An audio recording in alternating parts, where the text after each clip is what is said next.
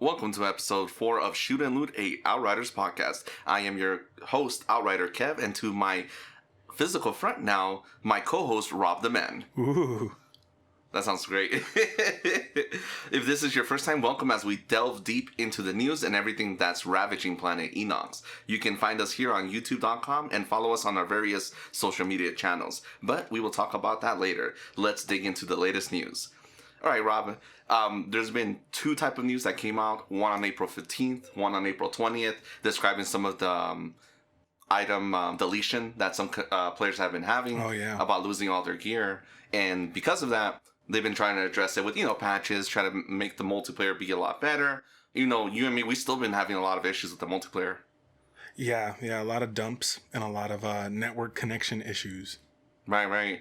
It's great when it works. Like sometimes we have to be in the same lobby before we join the game in order, for us to be able to enjoy and have a good steady connection. But other times, whenever, either I join your game or you join mine, then suddenly it becomes such a spotty connection most of the time. Yeah, I noticed the same thing. If we meet up in the lobby prior to it, it's almost like the foundation of the connection's better, so it just lets us ride for a lot longer than if I was in the middle of game and then you joined me or my brother or Che joined us, and it normally dumps us when we do that, when we jump in the middle of the game. If not, it'll cause like actual playability issues, like where you get stuck to the floor or you can't shoot. Or you can't shoot, you can't use your abilities, or you're just stuck. Yeah, or you're glitching and you're getting fucked up while you're glitched. Right. Yeah. Well, either way, they're still addressing those issues. Obviously it's an ongoing game. This is week 3, almost 4 now, that we're now on with the game release, that when it was officially released on April 1st. Either way, I still think that the game is in a great place. Obviously, it has to go through all the bugs, and we already know how that looks like with, brand new games, especially these type of games where you're playing with a lot of co-op and multiplayer features, and then with all the loot and everything that comes with it, there's always going to be issues. And of course, the biggest issue was the inventory wipe. People losing their gear, losing their guns at a high level. Like, you can't roll that back. Yeah. So what they're doing now is they're going to go ahead and get that addressed. They did update the notes on April 15th. I'm going to go ahead and read a little bit of what the developers from Outriders have said on the Outriders subreddit. Okay. Hello, everyone. We just released a patch on Steam, Epic, Xbox, and PlayStation platforms that addresses the bugs that has, since the previous update, been causing inventories of certain players to be wiped. If your inventory has been impacted, please note that our efforts to restore your items are a separate process from today's release patch. Restoring the inventory of affected players is still on our highest priority, while today's patch is intended to prevent the issue from continuing to occur. I think someone wrote that wrong. Anyways, we'll just skip it. Mm-hmm. The restoration process is run via our server database and does not require a patch to be implemented. We will have news of this very soon. So a key couple things that they wanted to notate was, when this new patch, some players may occasionally encounter multiplayer connectivity issues followed by inventory items being momentarily invisible. This is known and only temporary behavior that is part of our 3-step inventory safeguarding measures. That sounds funny, man. And it's happened to me twice already, where like I'll load into the game and I don't have anything on, and I'm like, oh no, did I get wiped? Okay. And then suddenly everything loads in, and I'm like yeah, that's happened to me too, but I didn't register it as a wipe. I registered it as like a loading thing. I'm still thinking we're in PS1 days, right? You know what I mean? And clothes is just loading. But for some people, they get that screen and it never comes back. It just becomes a full wipe for some players. Naked the whole game. Exactly. And imagine you're at a high level. There's no way to get new gear because you don't have any gear, so you can't even kill the enemies unless you lower bring the world tier all the way to 1. Yeah, and then regain all that gear again. Damn, that's got to be frustrating. Another thing that they said also was restarting your game or waiting a few minutes and then restarting your game should make your items appear again. We aim to address the occurrence of these edge cases in a future patch. If you do encounter a wipe that occurs after installing the patch and is not resolved following a game restart, please immediately report this in the edge case subthread. Which again, that's great. It doesn't sound like this is like a wide issue for a lot of players. But it is enough where it raises concern because no one wants to wake up the next day having to play your characters and then suddenly you lost all your gear. Yeah. And I'm glad that they were able to implement these patches and now we're able to safely play the game, at least somewhat. Like they already addressed it. Like, we're not going to get those inventory wipes anymore. But people who lost their gear, they're still working on try to find a resolve to get them their gear back. That's good.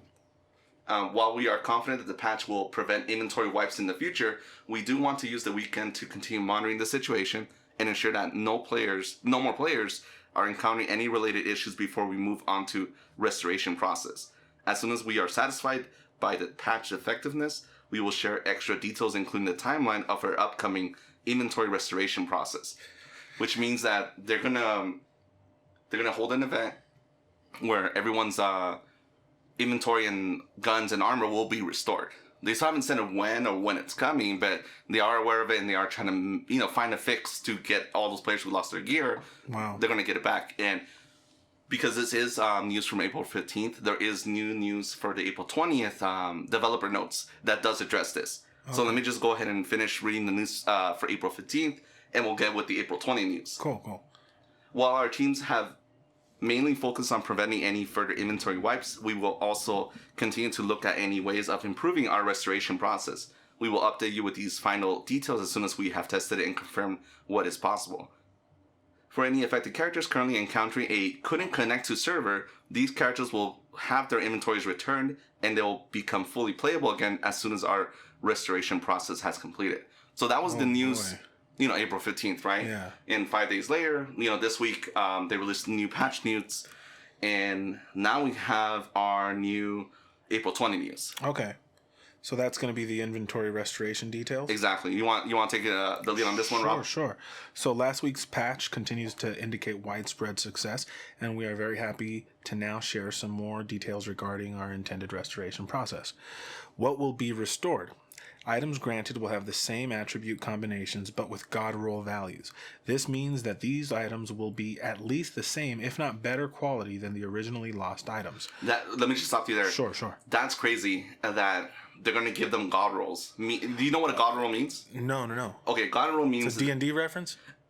I actually don't know where it came from, but I know I am playing games like Destiny, World of Warcraft, and all those type of games. Mm-hmm. A God roll means that when you get, because everything's randomized, right? Mm-hmm. Every weapon you get can have random stats, random abilities. Obviously, the legendaries will always have like the best abilities, but whatever their second slot is, that can be random. Yeah. Whatever other stats like max health, close range damage, whatever, all those stats. Critical hit percentage. Exactly, because some people will want critical hit over status power, right? Or whatever, but it's randomized. Yeah. So they're giving them. Not only are they giving their old gear back, but they're going to give them what God rolls, meaning they're going to give them the best version of that gear that they lost. They deserve it, right? Right. It's the least they could do, but the communication's good though. Right, exactly. Items will be granted at the character's highest available equipped level, taking world tiers and challenge tiers into consideration. Right, because again, depending on when you got the legendary drop, when you got those pieces of gear, or where you're at now. Exactly. Were you in when you lost that gear? Were you world tier 10? Were you world tier 15? Right. Things like that. So they have to address that as well. But it's going to be your current level. Exactly. Your current level now. Exactly. So if you lost it at level 15 and you're level 30, you're going to get it at level 30. Exactly. Which is great. Again, if they lost that gear from whenever they were, they're going to get that gear back. It's a good sign of faith. You know what I mean? Right. It's like, hey, our bad. Yeah, not only we're going to give you the highest level gear that you can equip, we're also going to make fucking god tiers out of them. Yeah. I'm like, damn, I wish I lost my inventory. I want to lose my clothes. Okay, so then we are currently dealing with 3 groups of characters, which, for the sake of clarity, we'll refer to as follows. Group A, unplayable characters with invalid inventory. These characters lost gear that were no longer playable. Couldn't connect to server error when logging in. Most affected players will be in this group. Group B, characters that do not have an invalid inventory but who have lost gear. These characters lost gear but were still playable. Players may have continued playing on these characters since the wipe. These cases are far more difficult to conclusively identify en masse, but are fewer in number. So then we have Group C. Players that do not have an invalid inventory and who have not lost gear. These players are essentially all other players in the Outrider gaming population who did not encounter an inventory wipe. This is important to know as we want to ensure that our restoration efforts do not inadvertently impact them as well. Right, because you don't want to, again, because gaming development's hard. If you fix one thing, it could have a cascading effect to something else, right? Yeah, just like any type of coding, right? Right. So, and it's crazy that Group A is the major group, which is that they can't even play their characters. Wow. Where they lost their gear and then they can't even log on. And then there's Group B is the ones where they can play their characters, but they're gonna get their gear back. But the problem is Group B, since they're the hardest one to detect, and there's such few of them, it's hard to find a solution for them because more than likely they're already back to where they were. You know what I'm saying? Yeah. So how are they gonna restore the gear for those characters? Wow. That's a tough one. Group C is most of them, right? Most players are Group That's C. us. Yeah. No, like we haven't lost any inventory. We've been fine. Knock on wood. That's almost like the control group. Yeah.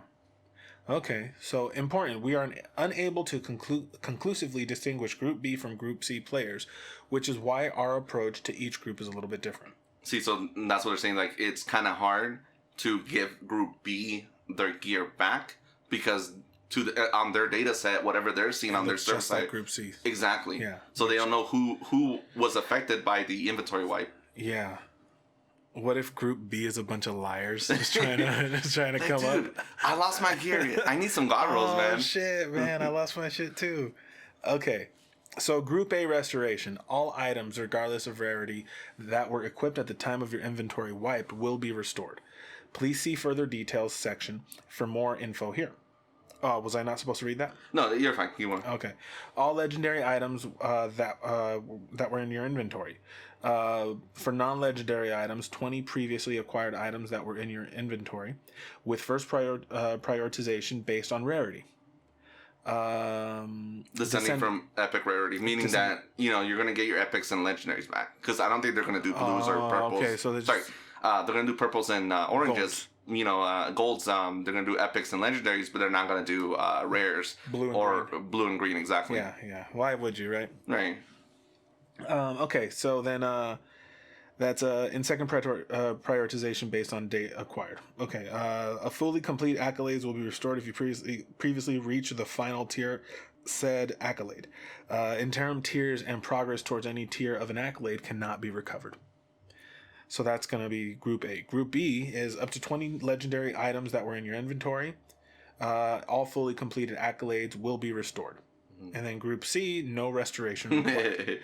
When will the restoration be run? We had hoped to provide the exact date for this day, but we do need a bit more time to make sure that the process is running precisely as intended. When running operations of this scale on our database, we want to ensure that there are no instances where a restoration could have a continued significant negative effect on individual players, or the population as a whole. Nevertheless, we are working to an ASAP schedule. That sounds great. Working to an ASAP schedule and fully understand how disappointing it is to not yet have your items back today. To help explain the complexities we have to grapple with to ensure that things don't go awry, please see the next reply here. Which means, again, they'll go into technical details of what's actually happening. Okay. I mean, we don't need that, at least for the majority of players, but it's great that they still offer that transparency. So they're just putting that link on the if you want to know the technical side of what's happening, here's the information. Jesus. And I'm like, that's great. I mean, I'm not going to read it because, again, it doesn't affect me, but it'd be interesting for the players that are affected. What's cool is they're treating the player like the player is their boss. So, like, they're holding themselves accountable and being able to show the player where the error was, what they had to do, what they had to, like, you know what I mean? That's kind of cool, man. I haven't seen a developer do this in a while. Let me throw this out to you. Part of me feels like if Outriders wasn't the success that it is coming out the gate, do you think we would have received this level of transparency? We were getting this level of transparency during the launch, during the demo, right? Oh, that's so true. You're right. Could have flopped, but I think it was already there. But again, the demo had 2 million downloads. I don't think they were expecting that number either. Yeah. See what I'm saying? I think that's because of the hype train. And again, I kind of like what I said last week, where there's nothing coming out right now, like nothing big, right? Yeah. So it has this moment in time where it can dominate April, and which it has dominated like a whole. What is it? A whole quarter. Right, exactly. Because the next big game that are coming out, at least in the gaming spheres, is Mass Effect Legendary Collection coming out next month, and Resident Evil 8 Village. That's coming out. Those are the big two juggernauts that are coming out next month. So they've managed to have all of April and have that limelight on themselves. Yeah, so maybe I mean, it could be a self-preservation thing like that, where they're like trying to cover their ass or trying to like make sure that everything's covered because they're under a microscope, and Which makes sense. which makes sense. But I want to give them the benefit of the doubt. Oh, yeah, because definitely. it's like hopefully it's just good ethic. You know, This amount of communication on the subreddit, this amount of communication on the Twitter, just being able to keep players informed on what's happening is great because even like I mentioned, like Destiny, you understand. Yeah, exactly. Yeah, that's it. You understand that. Oh, this takes time. You know, it's not like other games where they don't tell you shit. Like Destiny or like The Division or other games like that. Where they don't tell you shit, and you know, as the player or as the consumer, you're left there like, what the hell is going on here? And Destiny didn't get that way until the player base kept telling them, hey, like, we don't care if you're not able to do whatever X, Y, and Z.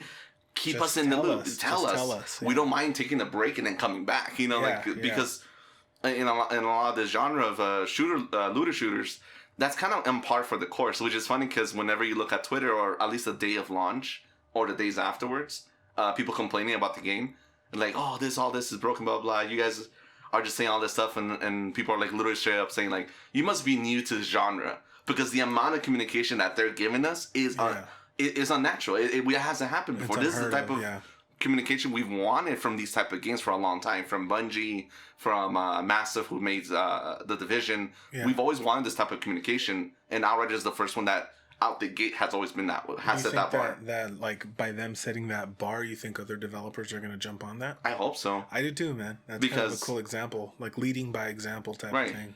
Because again, some people put out the argument, which I agree with. It's a company; they have to, own up to their mistakes. Yeah, but not every company does. Exactly, and some companies will go into the dark and then fix shit, and then say, "Oh, the game is fixed now," right? Ta-da, nothing happened. Exactly. Yeah. They'll ignore their past failures, like kind of with Cyberpunk 2077, where they're like, "We fucked up." At least they said that. Imagine if they didn't say shit and just raked in the money, then all this negativity will, surmount itself on social media. And do you think they still have time to course correct that?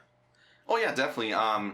What that looks like, that's gonna be interesting. Like, at one point, does the game get fixed where it can be put back on the PlayStation Store? Things like that. What does that even look like? Because a lot of the stuff that's, from what I hear, again, I haven't played Cyberpunk 2077, but I've seen gameplay footage. I've seen people who review the game and like the game, but they say that a lot of the features that were introduced in E3, or a lot of the demos that were introduced, and the things that would happen in the game, are just not there. So the game has fundamental structural problems. Okay. Like, it's a good RPG. Like, at the end of the day, it's a semi GTA clone, right? Okay. You can go on missions, follow these people, but what they have promised is like things like real life tracking from the cops, where the cops are constantly going around the city. When that wasn't true, what happened was that the cops would spawn like in the corner when you're about to like do something. It wasn't like live tracking, like, oh, there's a living city. No, things happened that were coded on the side that you couldn't see.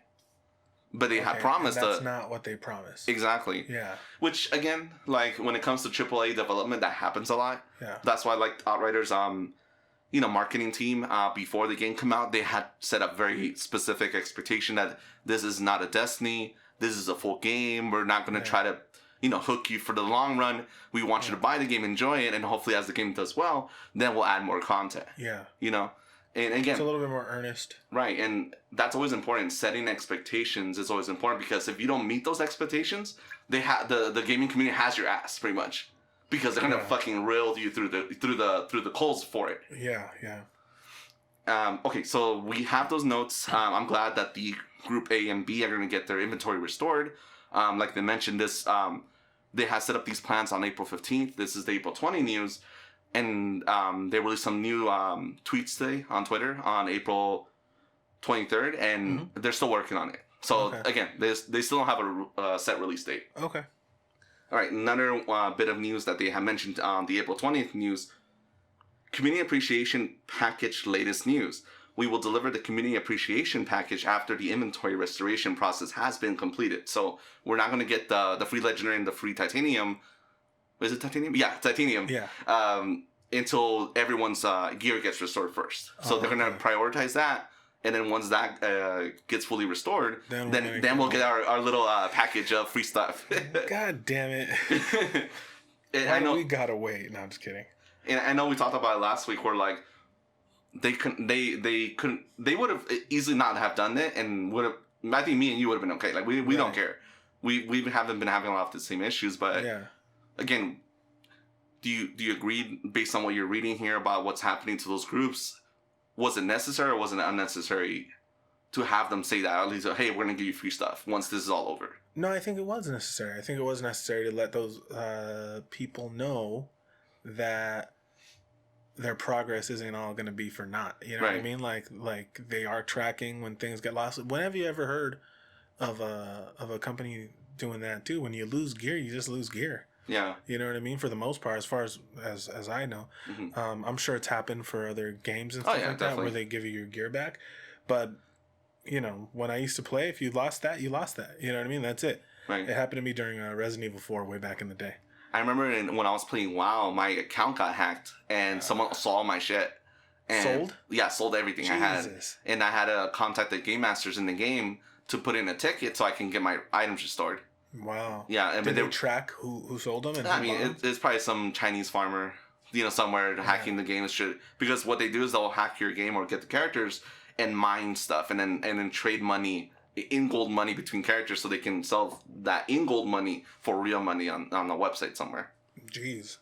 Back then it was a huge... I'm pretty sure it's still going on strong today because gold farmers are always, you know, there to make money. Though if you're playing Guild Wars, you're playing any of these type of games, even Destiny, you can buy accounts where they have max everything or max items or money. Yeah. And you just buy off of a website. But of course it's illegitimate. They're... If you get caught... get caught, they're going to delete your account. Wow. Because they know that, you know, it's an illegitimate account. Jesus. What's the point at that point, right? Like, just earn your shit. I mean, some people just buy their way to glory or buy their way to, like, having the best stuff. That's what some people get. I remember there was, like, Twitter wars where people kept seeing these characters in Destiny who had this really good gun for fighting other people. Because Destiny, there's the game where you fight against the bosses, you fight against enemy, and then you have your, like, Halo multiplayer where you're fighting against other Guardians, PvP right? But the things in PvP is that your guns also matter. So whatever gun you get in the game is going to help you in the multiplayer. Okay. And there were some guns that were specifically you could only get if you did a lot of multiplayer, if you were like on the high ranking side of it. Yeah. Or put in the work to get those guns, right? And people would buy those guns, and then when they get their asses beat, you see all these YouTube videos and clips of like, oh, I'm sorry that you lost and you have the best gun. I know your mom must be mad that you spent all that money with her credit card to get that character and that gun. Just hate? Just hate. It just is funny, you know. Do you think there's going to be a PvP developed for Outriders? You think that's possible or no? It's possible. Yeah. I just don't see it right now because the way the game is set, set to be more how do you slow down multiplayer characters? I mean, I know you can.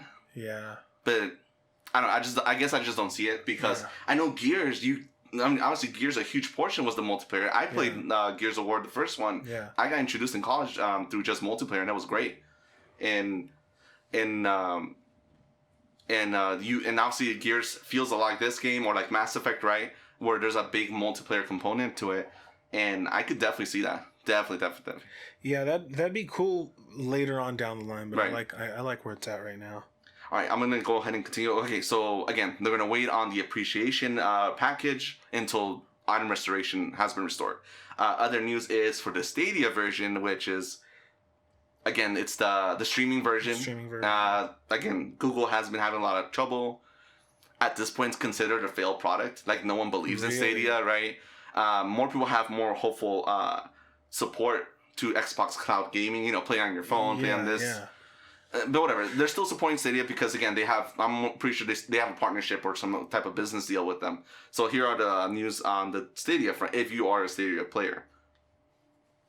Your shit sucks. No, I'm just kidding. Your shit sucks. Upgrade. It sucks because you have to, not only do you have to buy Stadia, you have to buy the dongle to play on your TV or whatever, right? Yeah. You have to buy the subscription and you have to buy full price games on it as well. Yeah, there's no perks. And that you don't even own. What if Stadia goes away one day? You know, and like you waste all that money on that service that all died. All that license is exactly. Gone. And Google, unfortunately, they have a history of failed apps or failed services that they had to shutter because it wasn't doing well. Yeah. Like, do you remember Google Hangouts? I'm pretty sure you don't. Yeah, I do. I do remember Google Hangouts. It got shuttered. Yeah. Because again, it just wasn't a product that they when you're a company as big as Google or Amazon, you'll send companies to make a product, and if it takes off, great. If it doesn't, you have all this money. Let's just work on the next thing. Yeah, yeah. So for the Stadia development news, we will also like to we will also at this time like to share some news. More news about the status of Outriders on Stadia. Stadia has followed a different development timeline than other platforms. This is also why Stadia's version has certain unique features, such as Stadia's Stream Connect, but also doesn't necessarily face the same bugs and issues that other platforms may. For your information, Stadia's Stream Connect is if you see someone playing a game on YouTube or I think Twitch, right, and you have Stadia, you can immediately play where they're at or get into the same game that they have. Oh, cool. It's one of those cool features that Stadia has, which is unique and to itself. But again, who uses it? I mean, at this point, Stadia, again, it just sounds like Stadia is a joke at this point. But anyways, they have a partnership, so they're developing for them. Do you think it's more viable to just ditch the product and move on to something else than it is to just correct the product and maybe get a consumer base? How does that work? I mean, at this level, I would say Google should stay with it because, unfortunately, it just seems like cloud gaming is going to be the next thing. Yeah, Xbox is pushing that. Amazon Luna is another service where it's not like Stadia, but they do stream games online. They don't make their own content. They just have games available for you to stream. And you buy a dongle, play it on your browser, whatever, have a controller, and you're able to stream games through the internet. Again, everything seems to be moving that way. So if Google can at least stay long enough in the game, they can get a piece of that pie if it ever takes off. Yeah. It was our intention to converge these development builds shortly after the Outriders launch in order to provide Stadia players with the same experience and access to the same cross-play matchmaking pool. The launch weekend issues we faced, as well as the recent inventory wipe bug, have consumed much of our focus that would otherwise have been spent bringing Stadia in line with the other platforms. That's another thing that happens with Stadia too, is that a lot of the games that are on Stadia may have an old build of a game, and they're not necessarily being updated to whatever the current version is with other platforms. Why is that? They're not doing patches for the Stadia ones? I'm assuming because on the back end, because Stadia's whole platform and sell, right, is that you can play these games in 4K and with the best graphics, with the best processing, because all that is being done on the cloud. That's being done somewhere else. Imagine you had a powerful PC stuck in your room, right? And you're playing down here because you're connected to that PC, right? Right. That's the promise that they're making. You're gonna have the best graphics, the best resolution possible, because all that cloud computing is being done somewhere else. So all you have to do is be able to view it and see it and play it on your controller. But because of that, or whatever partnership, this happened with Borderlands. This happened with a lot of games where I'm not sure what happened, or maybe it's hard to develop those patches into a live service like that. But yeah, they don't have those latest builds sometimes. Sometimes it takes them, sometimes weeks, even months to get the latest version of that game. Wow. And, having Outriders be crossplay means that, having Outriders be crossplay, that means we're not playing with Stadia people because they're not on the same patches that we are. Because everyone has to be on the same build in order for us to be able to crossplay. Stadia people are just playing with Stadia people. Exactly. Yeah, that sounds sad, man. Exactly. It just sounds like Stadia just doesn't seem good all around, especially with all the bad news and all the bad press that they get. And then Steam is like Stadia without the dongle, right? Steam is just a PC online storefront. So, but you download the game. You're not streaming it. You're downloading the game onto your computer, and then you play like anything else, like any console. You update it whenever it needs to, things like that. Because I know a lot more people on Steam than on Stadia. Because Steam is the main PC. That's where the main place you buy PC games. Right. It's like saying you bought games on Xbox Live or you bought games on PlayStation. Okay. You buy games on Steam or Windows. But Windows is, again, they're trying to work on that to make Windows storefront a bigger thing. Yeah. But anyway, Steam is the go-to. So we more than likely have played with people on Steam, PlayStation, and Xbox. And games for Windows. Yeah, and games for Windows, but not on people with Stadia. It sounds like they're a build behind. Wow. All right. As these other priority issues will very soon have been addressed, we will once again proceed with bringing the Stadia version up to date. We hope to release a patch for Stadia in the week of April 26th that will address pre-order issues. A second patch may follow soon after, and we will hope to be in a position where Stadia will be fully in line with the other platforms in the coming weeks, though we are working to the sooner the better timeline. we understand that this is less than ideal and ask for your patience. We will let you know as soon as we have news regarding this matter. So again, it just sounds like Stadia's a little bit behind. Hopefully, obviously, with everything that happened during launch week, they're trying to fix the game first, at least for the major platforms. And that kind of sucks to say that because they know that Stadia is a lesser platform. And they're like, you know what? We need to fix the game. We'll get to you when we need can. To fix it to the people that matter. Right. No. I mean, it kind of sucks, but also you understand it, you know? Right. Like, they're not going to pull all these resources for the 6 people on Stadia, you know what I mean? And then leave the other 2 million, waiting and twiddling their thumbs. So I guess it makes sense. That's just that's what you get for picking Stadia. It's just like when you buy games. Let's say let's take for example The Witcher 3, right? Amazing game. You can buy it anywhere, even the Switch. Now, do you want to play The Witcher 3 on your Switch at 720p resolution and like 20, maybe 25 frames per second? No. But if that's your only option, let's say if you're a kid and or whoever, and your only console is a Switch, at least it's there for you. Yeah. You know what I'm saying? Yeah. I'm assuming some people are playing Stadia that's all they have, or they really believe in the product and the vision. Because again, there's nothing wrong with the vision. The problem is the implementation and everything that it's done to this point to get to its point. It came out in a broken state. It promised all these features that were not there at launch. If people said like if you would have released this as a beta instead of a full product release, then people would have been more understanding that this is a work in progress. Yeah. But they released it as a final build-in product for what Stadia was going to be. Yeah, that's too bad, man. and they even fired their entire gaming development company. They were going to make exclusive games. They hired developers to make exclusive Stadia games. Guess what? They're all shuttered. Google said, you know what? It's not worth the time and money. So that's why everyone's saying, like, why is Stadia around? It sounds like Google's already pulling the plug on a lot of the features that it promised, or even the support that it needs.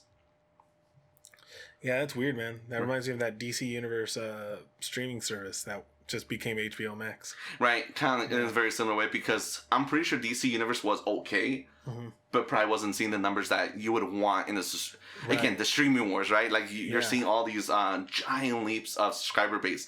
Disney Plus already beat its own projections of how many subscribers they would get by a certain month, by a certain year, and I think they're up to 100 million subscribers already. Jesus. When they had predicted that would happen in 2025, and they already hit it now.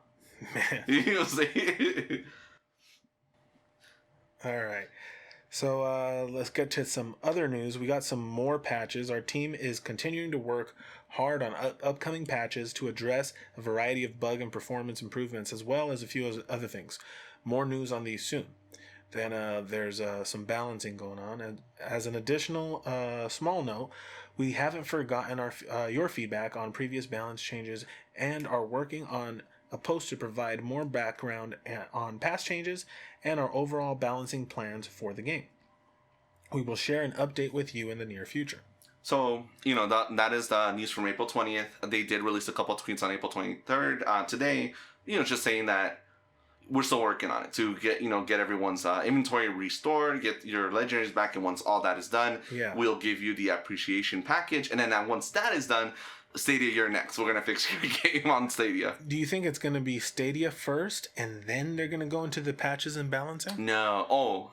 Possibly. Or do you think they're gonna go to the patches and balancing for the consoles, and then address the Stadia issues? I think they would get Stadia first in line. Like they'll get the inventory wipe restoration done, get the appreciation package done, get Stadia back in line, so that way when they do the next patches for all the platforms, they could do it all at one time. Okay. Get the game in a good place, so that way they can patch all the platforms. I mean, that's what I think. But again, I'm not sure if they're going to do that.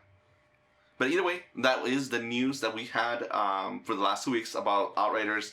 Again, game is in a mixed state where part of it has become a meme fest of all the things that are really funny and things that are happening in the game. But overall, still a positive reception. Of course, there is these blemishes on the Stadia's launch, all the issues. There's still connectivity issues, but even then, it's not as vocal as it used to be. At least from when I look at social media chatter, everyone's just really excited about beating the game. And the main frustration that I see, at least the chatter being online on social media right now, is how the end game is being handled with the expeditions. Because a lot of people really don't like the time-based objectives. They'd rather just be like, make it hard as shit, let us get our gear at the end. Why are you putting these time, frames to get the best gear? Right. But again, maybe that's what they did to differentiate themselves from Destiny, from the other games. From maybe the this games that have firefight and exactly horde mode and all that. Yeah, stuff. because again, I'm pretty sure they're going to try to do something new. But then of course they can always change that content. Yeah. But either way, ever since we played last, we were totally wrong. We were not near the end of the game. Right. We were like halfway through the game. That is true. Yeah. So we finally beat the game. What are your thoughts? Now that you finally beat the game, we have our characters at level 30, and we tried expeditions already, a couple expeditions today. Yeah. Where are you at with the game? I like it. I got frustrated with the game once when it was the connectivity issues a couple of days ago, maybe about a week ago. Mm-hmm. And I put it down for a few days. And when I came back to it, it was like nothing. And having to play around with my build after or towards the end game, or towards the last boss. What's his name? Yagak, yeah. Having to play with my build going into him, and then having to totally rebuild my character going into the expeditions. That's really cool, really interesting. Using the same resources and refunneling them into different areas to make it work in a different way is really fun. Makes you use your noggin a little bit. So I really like the game. I think they did a really good job on it. And the communications, the best I've seen since I've been playing Xbox One and 360. I think I like it. I think it's good. I think everything's like I want to play. The game is a lot longer than I thought it would be. Like, there's a lot of content. There was a lot of content there. Again, lots of squares, a lot of corridors, but still, it was a lot bigger than I thought the game would be. Yeah. There was a lot more story than I thought. I mean, honestly, there's still some cheesy parts to the story. Of course. But I think there's some great moments in the story as well. Yeah. Especially introducing the packs, introducing the Wanderer. Yeah. Certain characters do stand out. Yeah, exactly. And introducing those type of characters, Yagak, right? Yeah. You find him as a midway boss for the game, and then finish him off as a final boss. Right. I think there's a lot of cool, interesting. Moloch. Exactly. Yeah. There's a lot of cool, interesting parts to this game that I think really do shine, even if it is a little bit generic, but it sets the tone of the world. And I love how you beat the game. You sorry, spoilers, but you beat the game. You contact the SM Flores. And the drop pods are coming, right? And guess what? That is what's going to lead you into the end game. Yeah. That shit is amazing. I love when the world changes. It was seamless. Exactly. It was like a seamless transition. And now you know what you're going to be doing. You're going to be trying to get these resources, do the drop pods, and be able to do the expeditions and try to make a better build. This reminds me a little bit of two situations. One in Destiny, where there was an expansion called The Forsaken, right? Mm-hmm. The Forsaken expansion. And it was this area called the Dreaming City. There you go. Sorry, I had to get it all back. So Destiny released the Dreaming City. Released Forsaken, and your main area that you're going to play and spend your time in was the Dreaming City, right? Mm-hmm. The Dreaming City didn't come fully alive of what you were going to do in it until the first team of people beat the raid. Once the first team of people beat the raid in the game, it released a curse on that city. And then everyone got to be able to do all the new missions and stuff that came with that curse. Wow. And so, which is cool, right? Yeah. It makes it feel like a living world. Yeah. And because not only did they beat that boss, right? And because again, it's a hard thing, especially if you do it day one. That's always the race, right? Who gets to beat the raid first out of among all the characters? And then that was the first time that Destiny had done anything like that, where you beat the raid, and suddenly the entire game changed, or the entire world changed for everyone else. That's pretty cool, man. Right, and the Division did something very similar, where as soon as you beat the game, you had this entirely new faction of agents, because you fought a lot of different factions in the game, right? A lot of different enemy types, and then once you got into the end game, then you had this entirely new enemy type that would infect the entire map. You had to clear them out. You know what I'm saying? So that made your end game, and that's what I like about Outriders as well, is that once you beat the game, here are the drop pods. Now let's go get them. That is your end game. It does the thing where I love, where it incorporates the story reasons for what you're doing later. Yeah, you're not just retreading old ground, replaying old missions and stuff like that. You're not fighting Taskmaster. Because even at the end of Avengers, none of this multiplayer stuff really comes into it's not seamless. Like the single player is its own thing, janky, yeah. and then multiplayer is its own thing, right? They tried, but it wasn't pulled off. I mean, they properly. are putting that story together with Monica, the scientist supreme. Yeah. And pulling that story in those threads with Nick Fury and Hawkeye, and putting that straight at the end of the. Yeah, exactly. There is a story that's following it. I just don't feel like the single player and the multiplayer fit that story. The story isn't present. Right. Like, you could play without knowing what the hell the story is for for most of the time you play. Right. But either way, loving how the game is, how it ended. Now the expeditions. I kind of have to agree with some people. It is a little rough, but I don't think it's as bad as people make it seem, right? No, it's not impossible. Right. Like, I like the challenge. I like having to try to beat whatever we're doing within the fastest time possible. And I really had to take a look at my gear set. I had to take a look at my weapons, my mods, my builds, what attributes am I using on this gear set to fully maximize as much power as I could out of that build, right? Yeah. And I think that's great because it makes you reapproach the game in a different lens. Yeah, that's true. I felt the same way when we were fighting Yagak. I had to change my build, adjusted to kill bubbles. And then when we went over to that first expedition, I was living forever, but I was making no. Like, I was like giving no damage. I was inflicting no damage. Right. So I had to rebuild my entire thing to focus on damage and shotguns and close range weapons and all that stuff. But it's working now. It is a little bit rough, but I was on what are the tiers called? CT tiers. CT tiers. Yeah. What does it stand for? I'm not sure. I still haven't really looked because I know we have world tiers and there's CT tiers. We're on CT 4. I think we mentioned it earlier. Let me see. But I love the explanations how not only is there a tier setting for you, and you can get gear if you increase the CT level, but the challenge tiers. Challenge tiers. Okay, that makes sense. Yeah. So we're on challenge tier 4.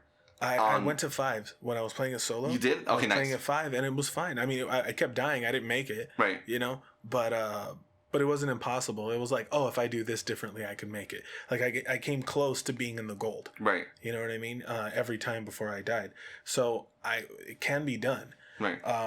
It's not that impossible. I feel like if I would have stayed on it for another 30 minutes, I would have gotten it. Or 20 minutes. Right. And you have to approach each expedition with a different lens because, again, I love how what they have promised before, that none of these areas, none of these expeditions are things we've seen in the game already. These are brand new areas with their own bosses at the end. Yeah. Which I love. Again, they promised that. They said that the end game was going to be separate from the story. You're going to do the story, then you're going to do the end game, which they delivered on that promise, which I'm happy for.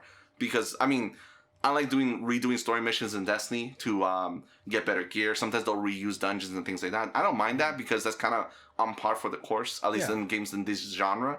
You'll replay old stuff, but at a higher level. I mean, look at original game that did that. You play Pac-Man, and there's like a million difficulties in Pac-Man. You know what I mean? And it's all based on what fruit you get and how fast the ghosts are and how long the power pills. You know what I mean? Yeah.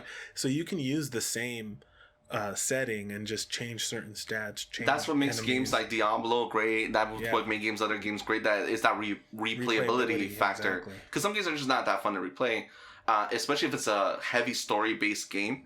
Where if you just finish the story, you don't want to play it again. Maybe you'll play it in a couple months, maybe in a year or so to regain that story because you already forgot about it. Yeah. Like that's the main reason I'm going to play Mass Effect next month is because it's been long enough now where I still know the main story of the trilogy of Mass Effect, but it's been long enough now where I forgot most of it. Let's replay it again. Almost feel like it's brand new. I missed the boat on Mass Effect, so I'm gonna jump on it. Jump on it. Yeah, I definitely will. I've played games that were inspired by Mass Effect, and people are telling me that they're great. So, and again, Mass Effect has a great shooter cover-based system. If you there's a little bit of Mass Effect in Outriders as well. The way that it plays, the ways that you have your abilities, that's kind of Mass Effect. Okay. Because Mass Effect after the last entry, or I think this was the second one of them had multiplayer, but it was co-op multiplayer. You didn't fight against each other, but you fought waves of enemy. But you what they did, it was during the whole microtransaction era, right, where everything was microtransactions. You would unlock new species, and each species and character had different move sets that you could use and level up. That's crazy, man. Yeah. Those microtransactions, dude. I know. I'm starting. I mean, they're still there. Yeah. But whatever, it is what it is. It's starting to level out, at least. All the, unless someone finds a new way of to make controversy with them, you know what I mean? Right. At least for, like, let's say for a game like Immortal Phoenix Rising, which is like my Greek god Assassin's Creed game that I've been playing, where I get to just enjoy this little world. It almost feels like Breath of the Wild from Zelda. Okay. It has microtransaction. It has like armor that you can buy, horses that you can buy. Just make your get up super like flamboyant or whatever you want. Like make them really pretty or have these really rad armor sets. But that again, that are separate from the game. You can't earn it. You have to buy it. Affect the gameplay. But it doesn't affect the gameplay, and it's not always there. You have to go to. I hate it when the game shows it to you every time you come into the game. Yeah. Hey, here's a thing you could buy. Yeah. You know what I'm saying? But you're not. Why? You know what I'm saying? I like it that they keep it separate, and at least I can play my game and never have to go touch the store. Yeah. Just let me know where to get it, and I'll go get it when I want to. Exactly. Yeah. I hear you, man. But either way, I'm enjoying Outriders. I'm actually pretty excited for the future of Outriders. I want to see what they do next, but until then, we got to get to CT 15, Challenge Tier 15. Yeah. That's going to be a crazy thing. We have to get to World Tier 15 because I don't know if you noticed, we don't get World Tiers when we're doing expeditions. No, we get Challenge Tiers. So we got to go back and do some... Go do some side quests and level up our World Tiers to the max World Tier. Oh, I thought that your World Tier was affected in the background somehow. Because I was on World Tier 11.5. Yeah. And then I played some challenge quests and I came back and it was like 11 3/4. Really? So okay. I gotta check. Because mine has not been going. Has not been moving the needle at all. Okay, so maybe we gotta go and play some of the old missions on a new World Tier, like go back to the beginning. Yeah, just grind some missions and get that World Tier up. Yeah, I'm down to do that. Yeah, definitely. Well, either way, I'm glad to see where Outriders is right now. I think it's in a good place. I'm excited. Yeah, it's super addictive. I love playing it. Even if you're on, I'm not on, whatever. We still like playing those expeditions, trying to get the best gear and see what combinations there are that we can do. The problem with the time-based objectives and mechanics is some builds are gonna fall to the wayside because if you're not killing fast enough, that build has no viability. Right. I think that's going to hurt the game in the long run. Yeah. How many viable builds are there? Can you do 3 trickster builds, or does everyone have to use the same one because that's all you can do? If that's the case, the loadout's got to become a must. Right, exactly. You have a set of gear dedicated to one build, and you can just toggle builds, save builds, toggle them with one character, and that way you can have different, have one assassin, one reaver, one whatever, the harbinger. And let's say if you're playing as a devastator, right? Like your brother, if you make a tanky build, what for? Mm-hmm. Because that's not going to help you in the expedition. You can't. Why are you going to make a tank build if it's not going to help you? Because it's going to lower your damage. And again, I could see how making it time based, it's going to have some builds that are not viable, right? That you're not going to be. You're going to be forced to play this certain way because that's the only way you can challenge those challenge tiers. Unless there's a gameplay down the line, or some type of new gameplay down the line. More gear that changes the abilities, or more abilities down the line. You to change it because during the story it was one. Story you have to focus on certain elements. For different play styles, and it almost depends on how you play as an individual, right? Right. So you have to adjust it.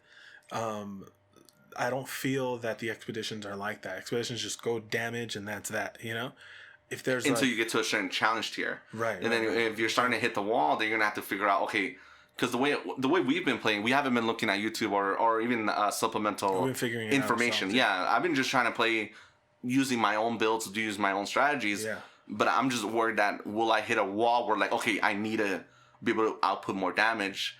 What is the meta now? What is it that everyone's doing to be able to get to CT 10, CT 15? I see. You know what I'm saying? Hopefully that doesn't reach it, but I don't know. You know what I'm saying? We haven't gotten to that part. We just unlocked expeditions. Yeah, and we're still showing progress on parts. Definitely. That are still challenging. Well, either way, Outriders is in a good place. Thank you for joining us for episode 4, and we hope to hear from you soon. Be sure to like and subscribe to the channel and follow us on Instagram, ShootNLoot Outriders, Twitter at ShootNLootOP, and on TikTok at ShootNLoot Outriders to be notified of new episodes. Now go fuck shit up, Outriders. Bye, everyone. Bye.